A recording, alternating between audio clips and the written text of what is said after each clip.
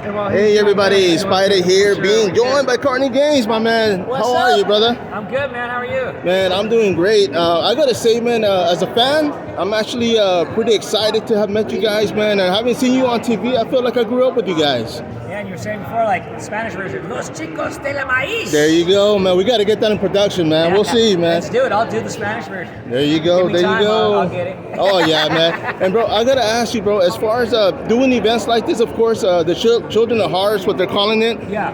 How much does this mean to you? How does it mean? Like, what does it mean to you to be able to come out and meet fans? Well, I mean, John Franklin and I, Children of the Corn was our first film. Yeah. And we were both. I was like right out of high school, looking 15. And back then, that was the whole thing in the 80s. Oh yeah. You had to be legal age, 18, but you had to look like you were young. So we were just right place, right time, right age. So no, I've done 100 projects, right? Maybe more now, but I will always be known for this. For Yes, sir. Malachi and Children of the Corn. There's no living it down. So this is a blessing, No, and for sure, and having been in so many films, I mean, which one would you say has been your best one?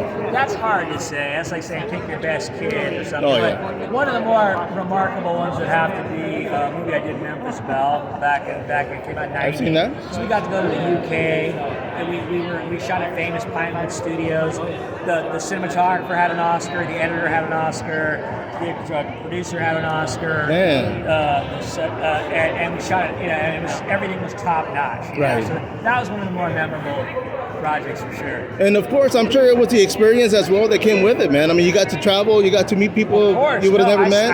I stayed in, traveled Europe after that for a while. You're already there. It's only 22 miles from England to France. It's cross water, but it's not far, right? No, for sure, man. So, of course, at that point I traveled, got to see Italy, got to see France. That's the best thing about acting. So what's the best thing? Honestly, it's traveling. I get to go all over the country. Yeah. I've been in Canada, I've been, Europe, and you get to meet people from everywhere. It's the same thing with conventions. I get to go, meet new people. I was just saying San Antonio. This is my second time. I did a show for Yes, you guys in November.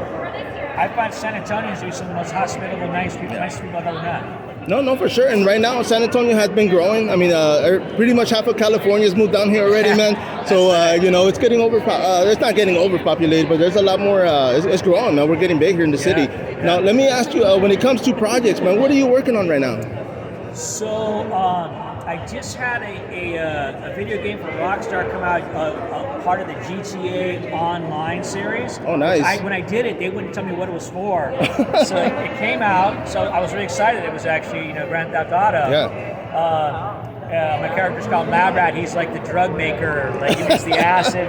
So really fun character. And they did part 1 just came out, and apparently there's going to be a part 2 too. So, nice. So I don't know when that's coming out this year, but the stuff I saw looked really good.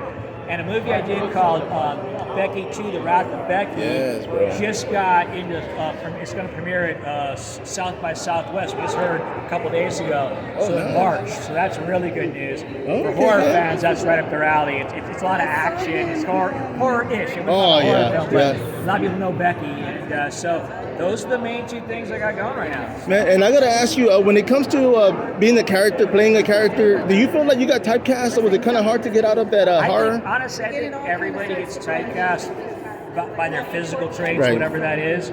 I was pretty smart in the 80s. When I saw the impact of this movie, I realized I could get typecast right away. So I made it a point to not play the same character twice. If you look at my body of work in the 80s, I went right from Children of the Corn to a comedy, Hard Bodies, TNA Beach movie, played a surfer kid. But then I did Colors. Oh yeah. But just to give you an example of the industry is, even after Colors, my next auditions that were coming, they wanted me to play a gangbanger again. That's how the industry see whatever they saw last. Oh wow. So I would just hold out and go no until I get the next one. So like I Can't Buy Me Love. So I had a good run in the 80s that gave me a body of work that showed that I was a character actor with some range. And that's served me pretty well in my long-term career. No, and I gotta say, on top of Children of the Corn, man, Colors, I always remember that character, man. And how did you get that part? How I got that part was, Gerardo Mejia, the guy who did Rico Suave, we did 3 movies in a row together. And when we were shooting Can't Buy Me Love, that was the second one. He got the script, and he knew I grew up in tough neighborhoods in LA. And he's like, because you're not going to believe it, there's a white boy. So Dennis Hopper was directing him with my mentor, a guy named Virgil Fry. Knew Dennis Hopper well. He helped him make Easy Rider. So he called him and said, "You got to see my guy." And I just walked in with the outfit on and stuff, but took a meeting, didn't even have an audition. He said, "You know this house I grew up in it." They just gave me the job. They couldn't find a white guy that knew that stuff. No, yeah, and of course. But it was that my manager knew Dennis Hopper helped a lot to get me in the door.